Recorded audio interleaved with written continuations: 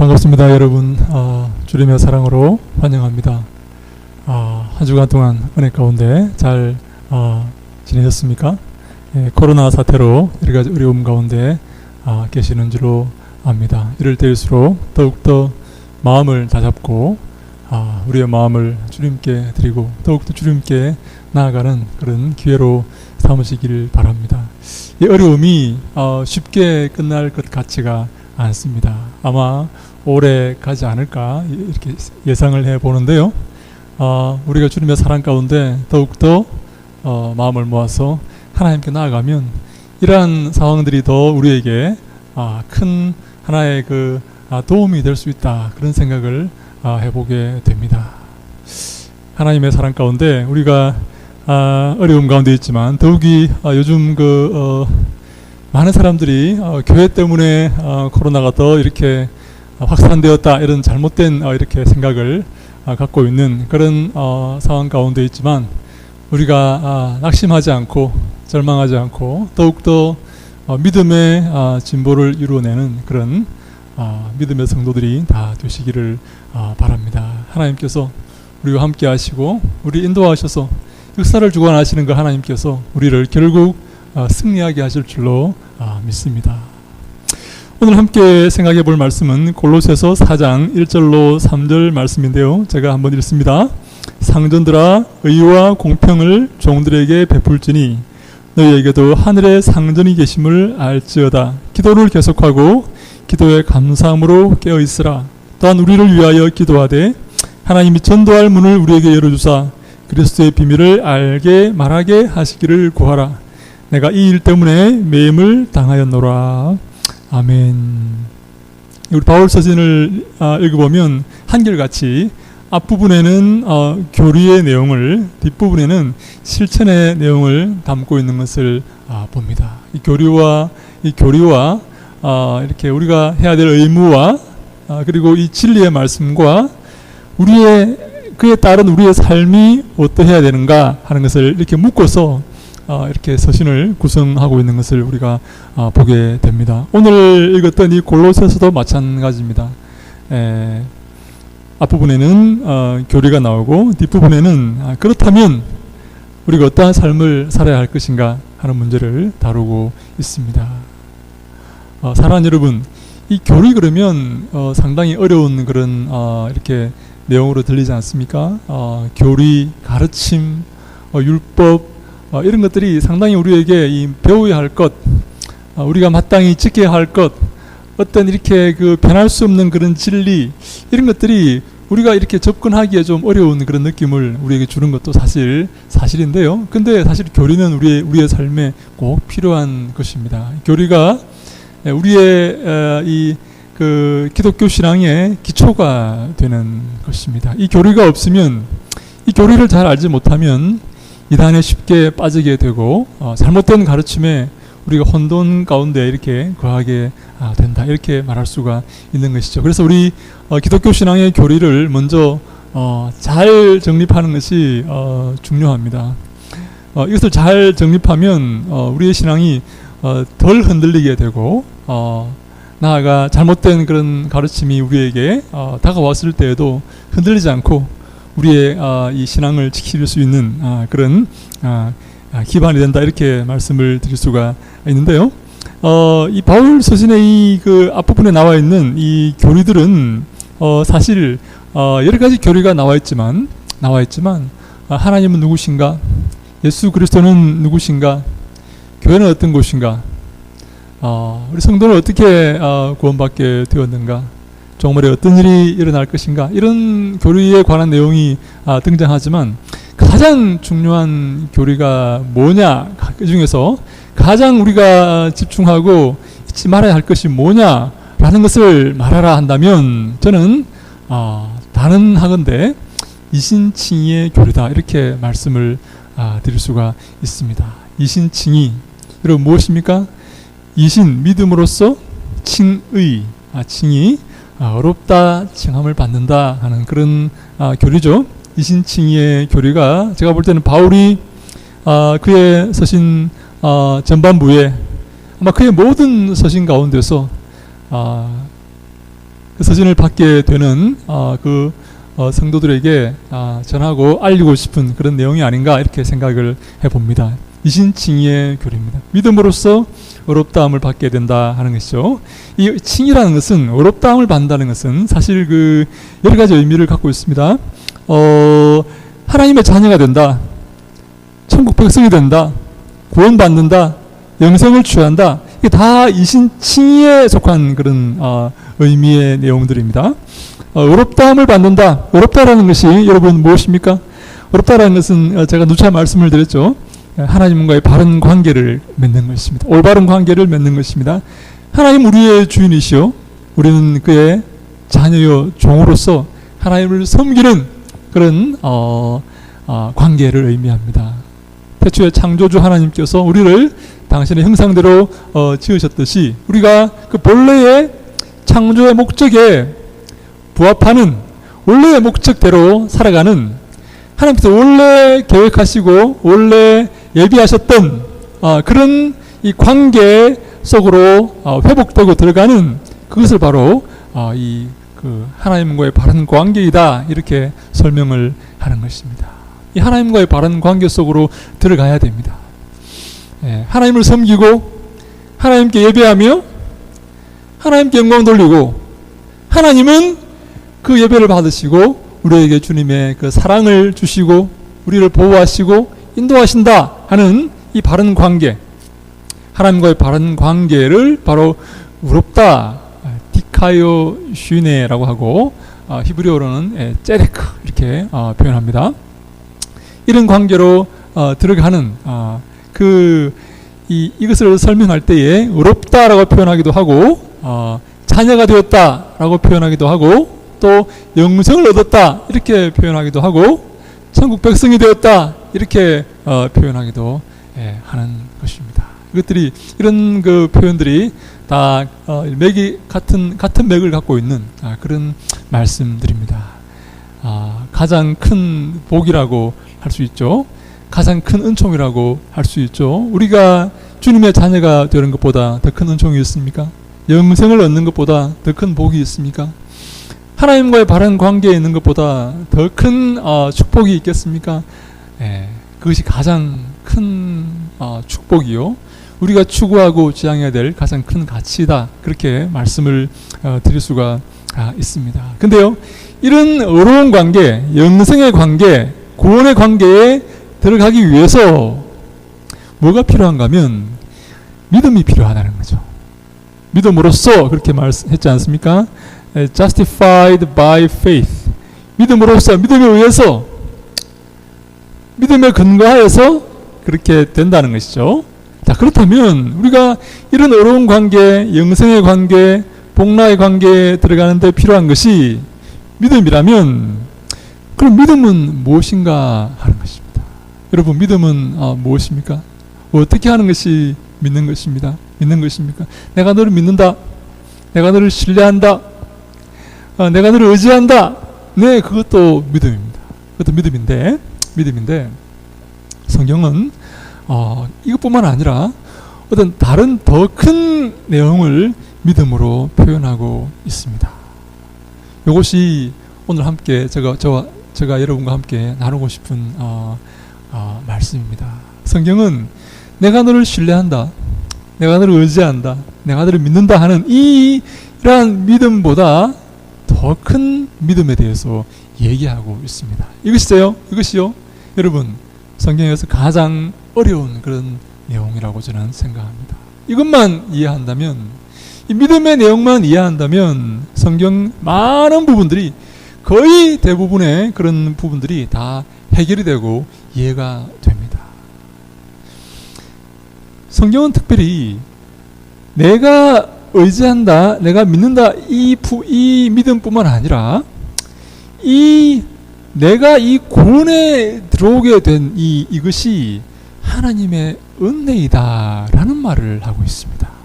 제가 에베소서 2장 8절로 9절 말씀에 이렇게 말씀합니다.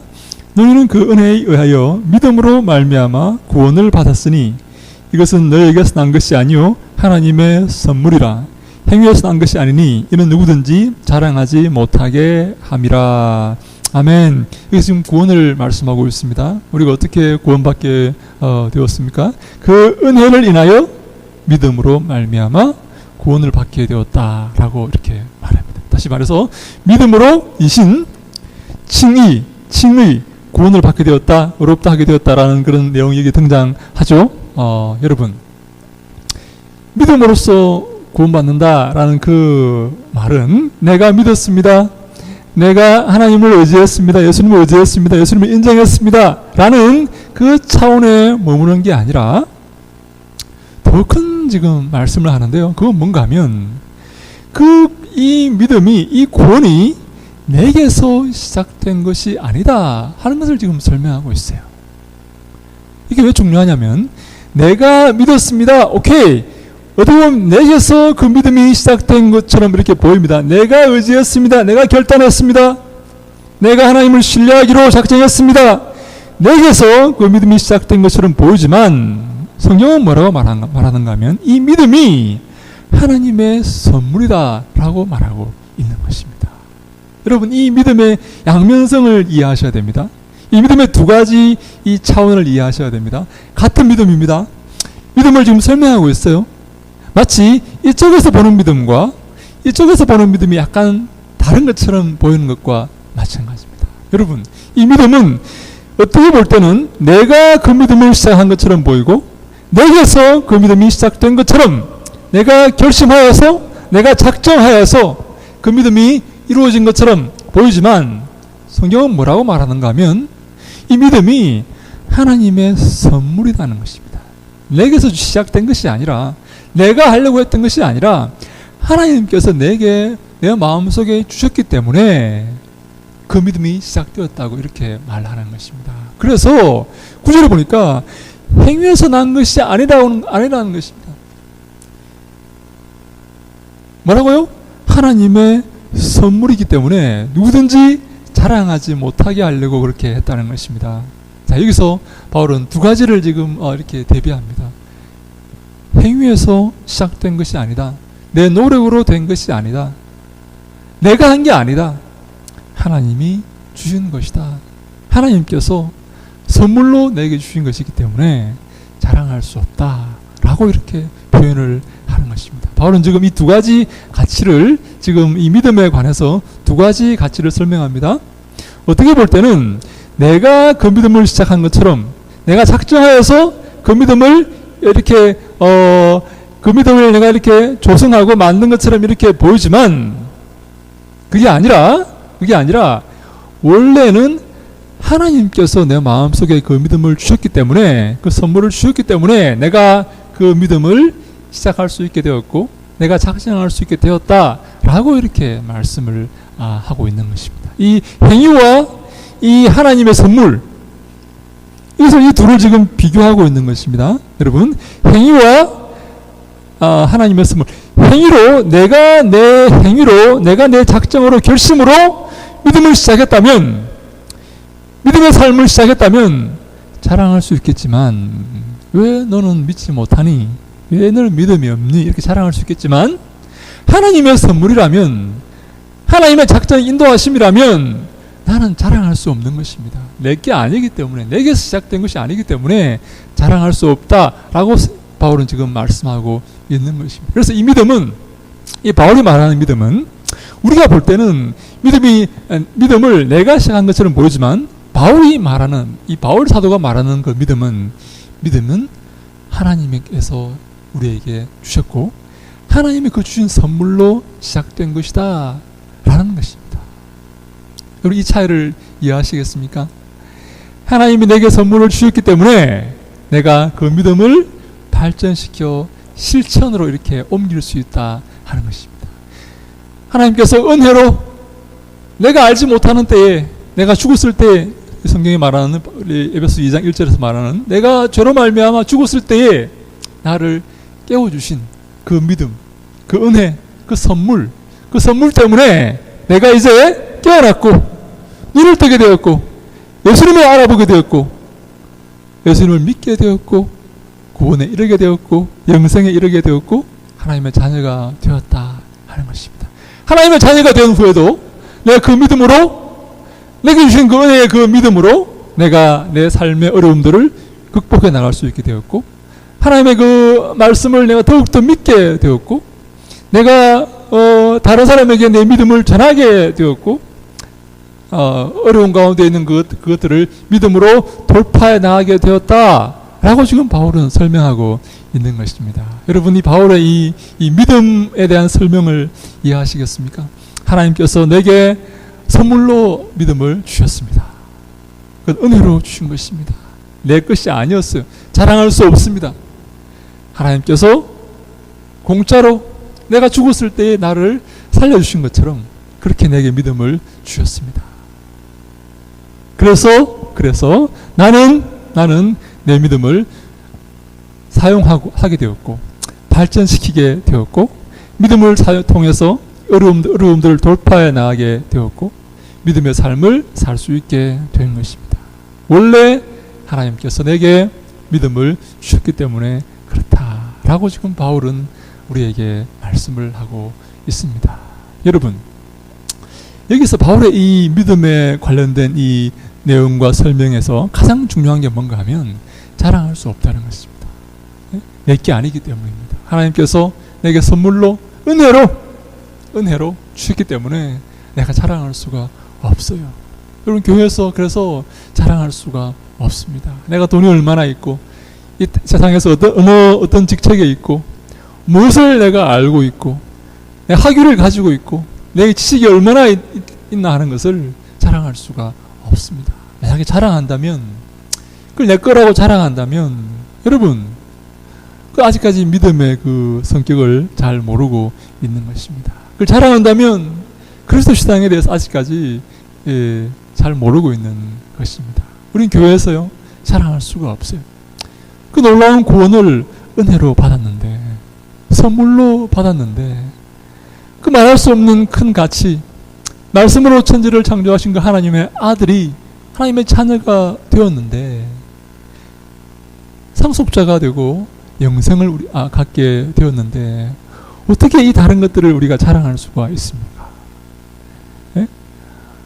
어떻게 이 다른 것에 우리가 가치를 이렇게 부여하고 그것을 가지고 다른 사람 앞에 우리가 이렇게 내세울 수가 있습니까? 그렇게 한다면 이 놀라운 은혜, 이것을 우리가 알지 못하는 것입니다.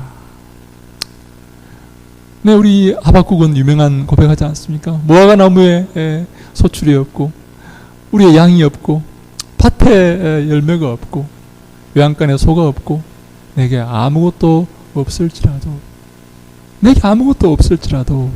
나는 기뻐한다고 말합니다. 왜요? 무엇 때문에요? 구원의 하나님으로 인해서 기뻐한다 하는 것입니다. 하나님께서 나와 함께 하심으로 내가 이 아무것도 없다 할지라도, 내 삶이 정말 광야 같은 그런 황폐함 가운데 있다 할지라도, 내 삶에 아무것도 내세울 게 없다 할지라도 나는 기뻐할 수가 있습니다.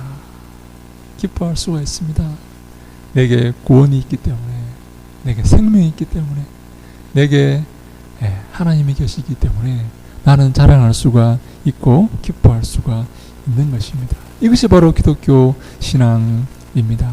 자, 그렇다면 여러분, 이제 우리 기독교 신앙의 이 근간을 이루는 이 은혜의 성, 이 믿음에 관한 내용을 어느 정도 이렇게 이해하셨으리라 믿습니다. 우리의 신앙의 이 기본은, 근거는 바로 이 하나님의 은혜에 있습니다.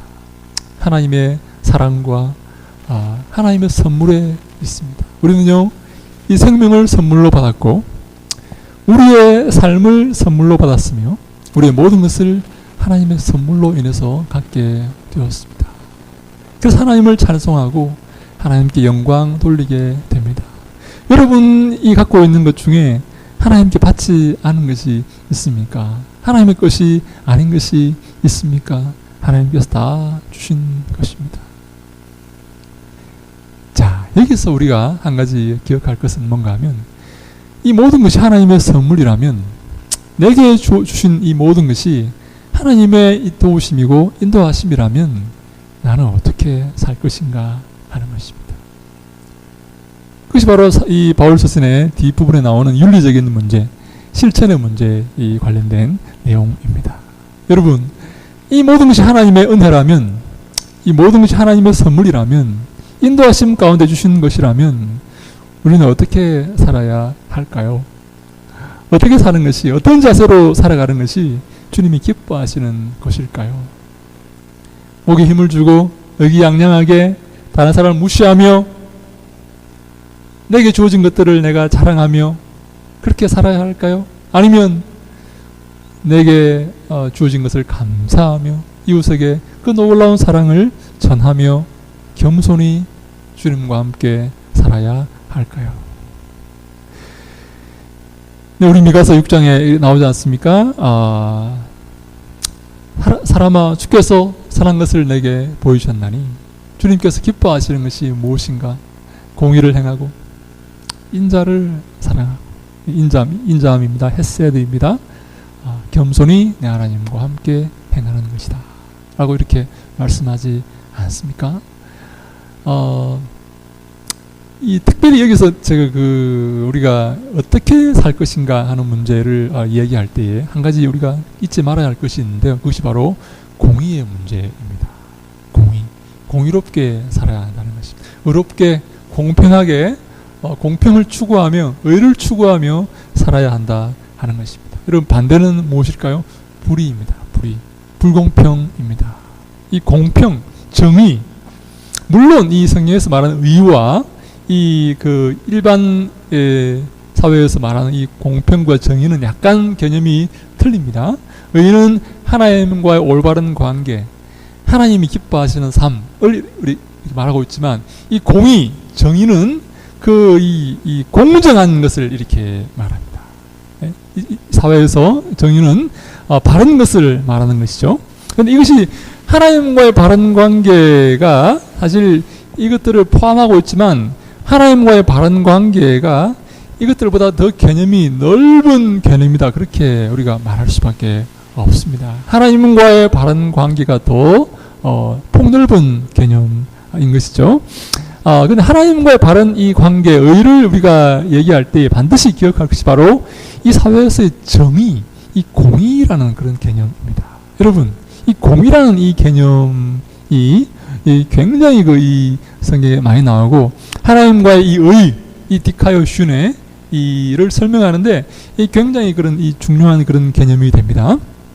근데 오늘 우리 본문 이 골로새서 4장 1절에 보니까, 상전들아, 의와 공평을 종들에게 베풀지니 너희에게도 하늘의 상전이 계심을 알지어다 라고 이렇게 말하고 있습니다. 네, 우리 이 골로새서 후반부에 이 실천에 관련된 부분들을 말씀하면서 이 사도 바울이 상전들아 라고 이렇게 말하면서, 우리가 믿음으로 구원받았으면, 우리가 주님의 은혜 가운데 주의 백성이 되었으면, 상전들아, 종들에게 공평과 의와 공평을 베풀어라, 그렇게 권면하고 있습니다. 하나님의 은혜 가운데 너희들이 하나님의 자녀가 되었다면 불의와 불공평을 행하지 말고 공평한 그런 정의를 베풀어라 하는 그런 말씀입니다. 상전들은 종들에게 불의와 이 불공평을 이렇게 행할 그런 아주 많은 유혹들이 있습니다. 종들은 거기에 대항할 수 없는 그런 이 사회 구조적인 그런 면이 있기 때문에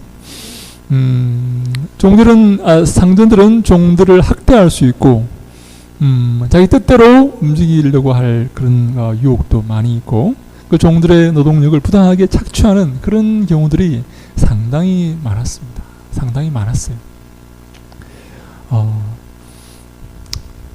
그래서 이 바울은 특별히 이 상전들에게 이 종들을 대할 때에 공평과 의를 이렇게 행사하라, 이렇게 말하고 있습니다. 착취하지 말고, 저들의 노동력을 착취하지 말고, 저들을 부당하게 이렇게 부리지 말고, 공평하게 정의롭게 원래 계약한 대로 그렇게 저들을 잘 사랑으로 잘 대하라 하는 그런 의미의 말씀입니다.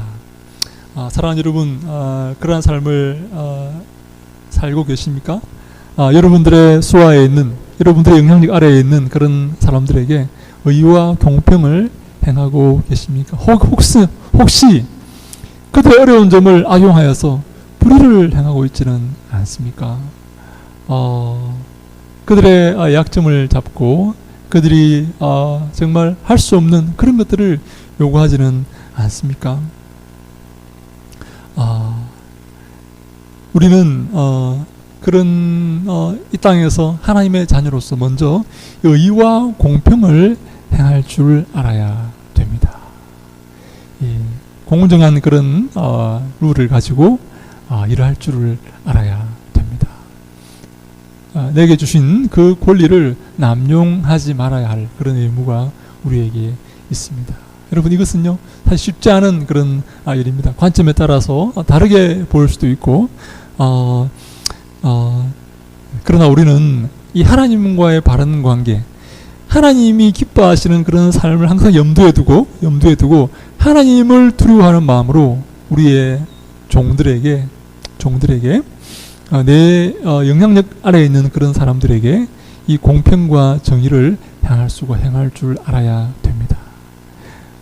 그래서 우리 그 본문에 보니까 그 이유를 한 번 더 설명합니다.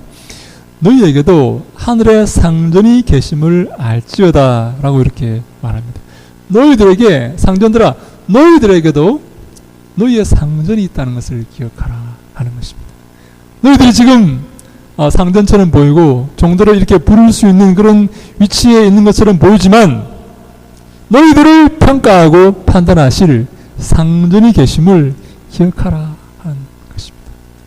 하나님께서 너희를 평가하실 것이고 판단하실 것이기 때문에 그것을 기억하고 그것을 두려워하는 마음으로 너희 수하에 있는 종들에게 의와 공평을 행하라 하는 것입니다. 사랑하는 여러분, 저는요 우리의 삶에 이 의와 공평이 넘치기를 바랍니다. 우리가 부족하지만 그것을 행하는 것이 쉽지 않은 일이기도 하지만 우리가 최선을 다해서 의로운 삶, 공평한 삶을 이렇게 살아 나가는 것이 우리에게 필요하다 하는 것입니다. 그런데요, 요즘은 이 상전들이 의와 공평을 행하는 것도 중요하지만 이 반대의 경우도 여러분 이렇게 있습니다. 이 의와 공평을 혜택을 받아야 될 사람들이 그 도리어 이 다른 사람들을 이렇게 공격하는 그런 경우도 여러분 있습니다. 얼마 전에 이 어떤 고등학교에서 이런 일이 있었습니다. 여러분, 한 선생님이 아이를 이렇게 나무랬는데 이 아이가 앙심을 품고 집에 가서 부모에게 저 선생님이 나에게 성추행을 했다 그렇게 이야기를 한 것입니다. 그래서 이 부모가 교장에게 이야기를 하게 되고 이 교장이 인권에 관련된 그런 선생님에게 이 일에 대해서 조사를 하라고 이렇게 하니까, 근데 마침 이 인권에 관련된 이 담당했던 선생님이 이 아이를 나무랬던 선생님과 사이가 안 좋은 그런 선생님이었어요. 그래서 이 인권에 관련된 이 일을 했던 이 선생님이 이 학생들의 그런 것들을 이렇게 모아서 이 교사를 이제 파면하게 되는 그런 이제 일이 있었는데, 근데 이 원래 이 선생님을 이렇게 고발했고 이렇게 안 좋게 말했던 그 학생이 결국은 고백을 하게 됩니다. 일이 커지니까 내가 원래 그 선생님 그런 일이 없었는데 내가 잘못해서 이렇게 거짓말로 내가 이렇게 얘기했습니다. 원래 선생님은 그렇게 하지 않았다고 이렇게 말을 했음에도 불구하고 이미 일들이 이렇게 진행되어 가지고 결국 이 선생님이 명예회복을 못하고 결국 자살을 하는 그런 여러분 경우가 얼마 전에 있었지 않습니까? 이 공평과 정의는 여러분 이제는 누구에게나 다 필요한 그런 덕목이 되었습니다. 전에는 이 약자들에게는 적용이 안 되는 그런 일이었을지 모르지만 이제는 약자고 강자가 없습니다. 누가 약자이고 누가 강자입니까? 여러분, 학생들이 약자입니까? 자녀들이 약자입니까? 아닙니다. 자녀들이 부모를 이렇게 고소하는 그런 시대이고 학생들의 선생을 고소하는 그런 시대가 여러분 되었습니다. 이제 여러분 누구에게도 이 공평과 정의는 비켜갈 수 없는 그런 덕목이 여러분 되었습니다. 사랑하는 여러분, 이 시간에 이 시점에 우리가 더욱더 이 공평과 정의에 대해서 우리가 생각하고 이것을 실천하는 우리가 되어야 되겠습니다. 여러분 주위를 둘러보시면 이 공의와 공평이 점점 사라져가는 것을 느낄 수가 있습니다. 하나님 말씀을 귀하게 여기고 하나님을 섬기려고 하는 그런 사람들이 점점 사라져가는 것을 느끼게 되면서 우리가 참 암울함을 느끼게 됩니다. 이렇게 교회가 모욕을 받고 손가락질을 받는 그런 시대가 있었습니까? 물론 우리 목회자들과 이렇게 목회자들이 첫 번째 이 책임을 져야 될 그런 사람들입니다. 우리가 잘못한 부분이 많이 있죠. 회개해야 됩니다. 정말 우리가 기도하지 못하고 주의 말씀대로 바로 살지 못한 것을 회개해야 됩니다. 사랑하는 여러분, 이런 어려움 가운데서 이 공평과 정의가 이렇게 땅에 떨어져 있는 이런 어려운 시기에 우리가 할 수 있는 일이 무엇일까요? 교회는 무슨 일을 해야 되겠습니까? 어떤 모습으로 우리가 이 땅에 살아야 되겠습니까? 2절에 보니까 거기에 대한 답이 나와 있습니다. 기도를 계속하고 기도에 감사함으로 깨어있으라 라고 이렇게 말씀합니다. 기도를 계속하라. 이 계속하라는 말이요, 프로스칼테레오라는 말인데요, 집중해서 마음을 다해서 계속하라 하는 그런 의미입니다. 마음을 다해서 건성으로 하지 말고 최선을 다해서 기도하라 하는 그런 의미의 말씀입니다. 이 땅을 살아갈 때 우리가 기도할 수밖에 없다는 사실을 우리가 기억해야 됩니다. 하나님께서 개입하시고 간섭하지 아니하시면 이제 우리가 살아가기가 쉽지 않은 그런 시기가 되었기에 진지하게 집중하여서 포기하지 말고 계속 기도하라 라고 바울은 권면하고 있습니다. 그때나 이 골로새서를 기록할 때나 오늘이나 우리가 기도해야 됩니다. 우리가 주를 의지하며 주님 앞에 나아가야 됩니다. 그 길밖에 없습니다. 다른 길이 없어요. 다른 해결책이 없습니다. 주님께서 개입하시고 간섭하셔야만 이 문제는 해결이 됩니다. 그리고 기도에 감사함으로 깨어있으라 라고 이렇게 말씀합니다. 이 말은요,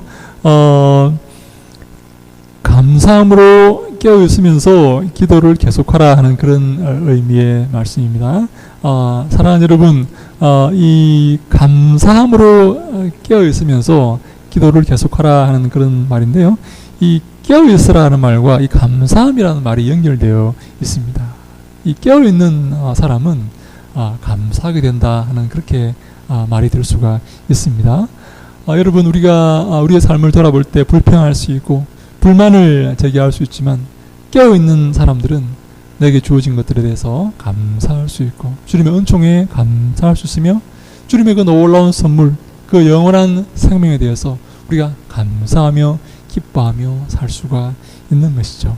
기도할 때에 이런 일이 생긴다는 것입니다. 기도할 때에 내게 주신 것들에 대한 감사가 넘치게 되고, 기도할 때 내게 없는 게 아니라 내게 있는 것에 대해서 우리가 기뻐하게 된다 하는 그런 말씀입니다.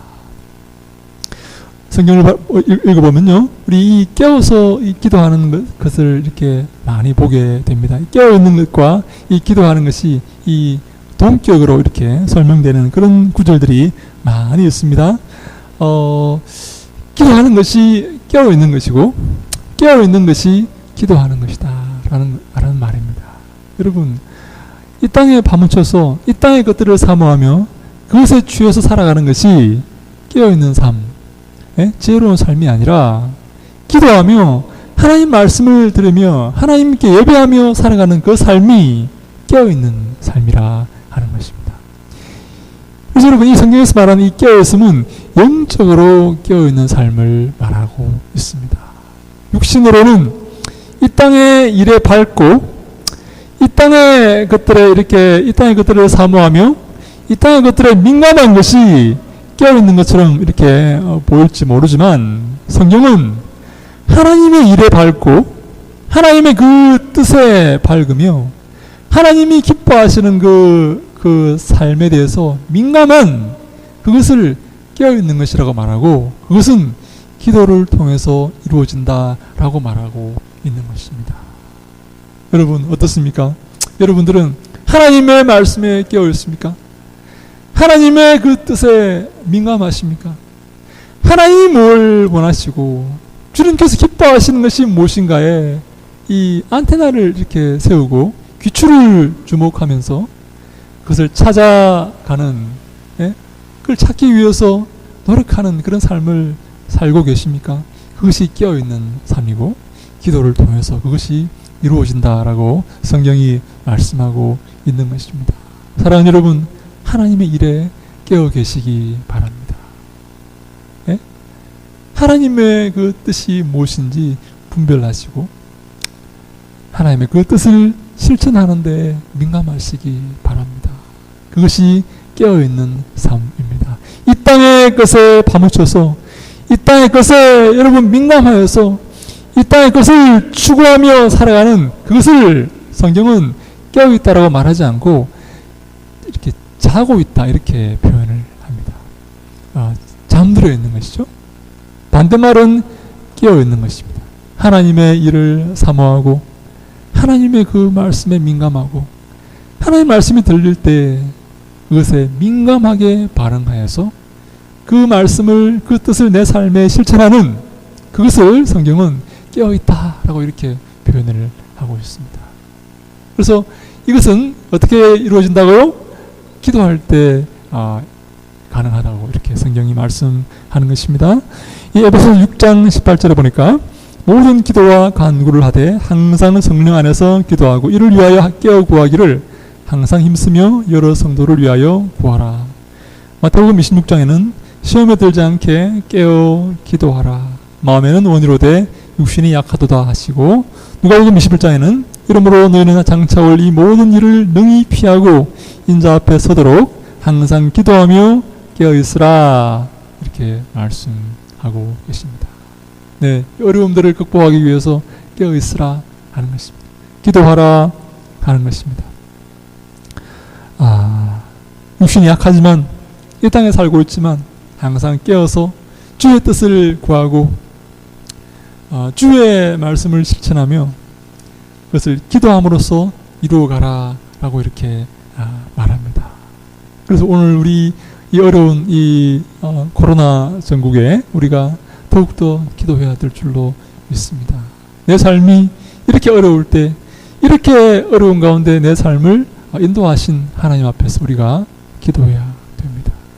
기도하라고 주님께서 이렇게 어려운 시기를 저는 주신 줄로 믿습니다. 이럴수록 더욱더 주 앞에 무릎 꿇고 주 앞에 나가는 우리가 되어야 됩니다. 사무엘은 특별히 이 기도하는 것을 쉬는 것을 죄라고 이렇게 표현을 하고 있습니다. 이 사무엘상 12장 23절에 나는 너희를 위하여 기도하기를 쉬는 죄를 여호와 앞에 결단코 범하지 아니하고 선하고 의로운 길을 너희에게 가르칠 것인즉 이렇게 말합니다. 네, 기도하기를 쉬는 죄를 범치 아니하고 선하고 의로운 길을 너희에게 가르칠 것이다. 여기도 의가 등장하죠. 기도하는 것, 하나님과의 그 관계를 유지하는 것, 그 끈을 놓지 않고 하나님을 따라가는 것, 주의 뜻을 분별하면서 그것에 민감한 것, 그 뜻을 내 삶에 실천하기 위해서 애쓰고 노력하는 것, 기도하는 것, 이것이 바로 의로운 것이다 라고 이렇게 설명을 하고 있습니다. 하나님이 기뻐하시는 것이요 하나님과의 바른 관계에 있는 것이다 라는 그런 의미가 되는 것입니다. 사랑하는 여러분, 우리가 우리의 삶을 통해서 기도해야 됩니다. 내 삶을 위해서 기도하고 내 삶을 주님 인도하시고 주님의 보호 가운데서 내 삶이 은혜 가운데 이루어지도록 기도해야 됩니다. 또 우리가 무엇을 위해서 기도해야 될까요? 이 어려운 시기에 네, 이런 지금 많은 교회가 어려움을 당하고 있는 이 시점에 우리가 무엇을 위해 또 기도해야 될까요? 3절에 보니까 바울은 이렇게 기도합니다. 또한 우리를 위하여 기도하되 하나님이 전도할 문을 우리에게 열어주사 그리스도의 비밀을 말하게 하시기를 구하라. 내가 이 일 때문에 매임을 당하였노라. 아멘. 바울은 지금 우리를 위해서 기도해 달라고 이렇게 부탁을 합니다. 네, 바울은 지금 여러분 잘 아시다시피 감옥에 갇혀 있습니다. 근데 우리를 위해 기도해 달라고 이렇게 부탁하면서 무엇을 위해서 기도해 달라고 하는가 하면 전도할 문을 열어 달라고 기도해 달라고 부탁을 합니다. 하나님께서 전도의 문을 열어 주십사 하고 기도해 달라는 것입니다. 복음을 전하기를 원하는 것이죠. 어디서요? 감옥에 갇혀서요. 네? 그 춥고 음습한 그 지하 감옥에 갇혀서 바울은 전도의 문이 열리기를 위해서 기도하고 있습니다. 전도하기를 원하는 것입니다. 우리의 삶도 마찬가지입니다. 이런 어려움 가운데서도 우리는 이 전도할 그런 기회를 얻어야 된다고 저는 믿습니다. 될 어떤지 못 어떤지 복음을 전해야 됩니다. 하나님의 말씀을 전해야 됩니다.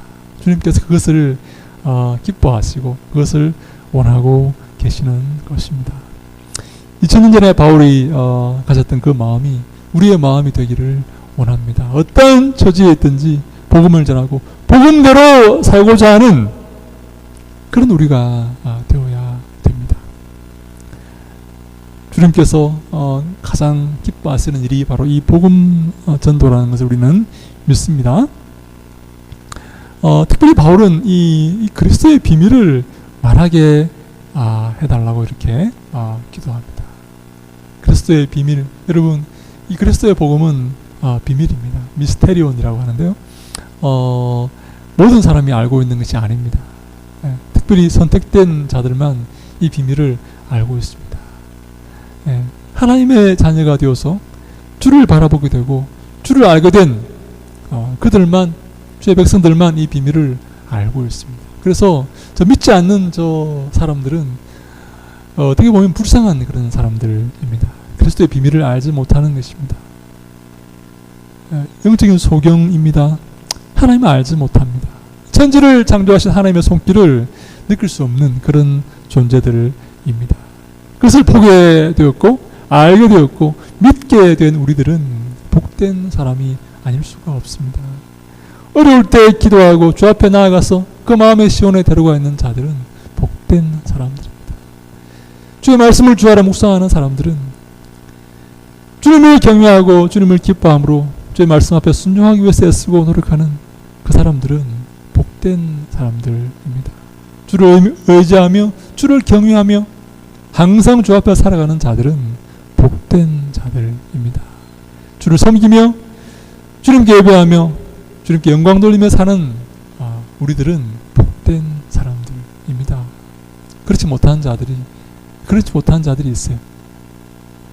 우리는 그들을 불쌍히 여길 수 있는 그런 마음이 우리에게 필요합니다.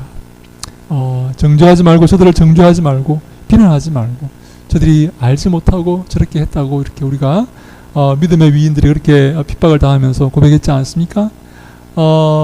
저들 알지 못하고 저렇게 하기 때문에 우리가 긍휼을 베풀고 자비를 베풀고 저들에게 하나님 은혜를 이렇게 허락해 달라고 우리가 기도하는 우리가 필요합니다. 바울은 내가 이 일 때문에 매임을 당하였노라 이렇게 고백하면서 복음 전하다가 자신이 지금 투옥된 그런 상황이라는 것을 지금 골로새 교인들에게 이렇게 어필한다고 할까요? 이렇게 전하고 말씀을 전하고 있습니다. 바울은 이렇게 목숨을 무릅쓰고 복음을 전했습니다.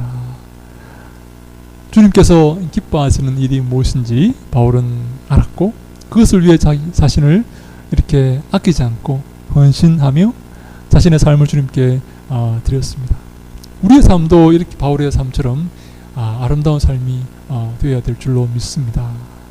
나를 위해 내 시간들을 보내는 것이 아니라 주님 나라를 위해 주 영광을 위해서 우리의 삶을 드리고 희생하고 헌신하는 우리가 되어야 됩니다.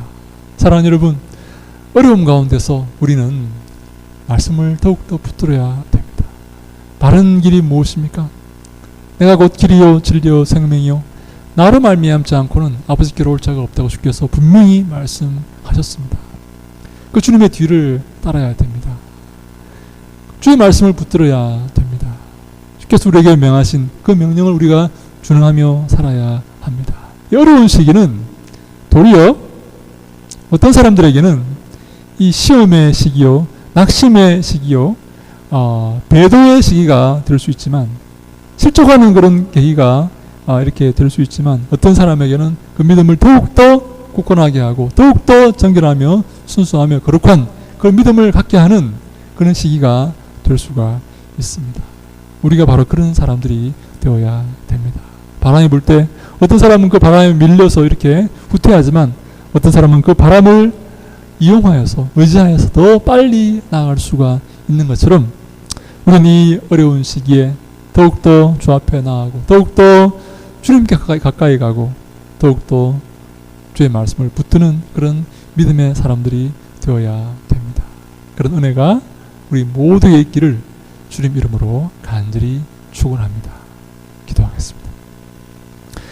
아버지 하나님 감사합니다. 저희들을 사랑하셔서 그리스도의 보혈의 공로로 구원하시고 주님의 귀한 자녀로 삼으시니 감사합니다. 저희들 붙드시고 인도하심으로 말미암아 항상 승리하게 하시고 어려운 시기에 더욱더 주의 말씀 붙들고 그리스도의 뒤를 따르며 주님이 기뻐하시는 삶을 고민하며 나아갈 수 있도록 인도하시고 축복하여 주시옵소서. 낙심하지 말게 하시고 실족하지 말게 하시고 더욱더 주님께 영광 돌리는 저희들 다 될 수 있도록 하나님 함께 하시고 도와주시옵소서.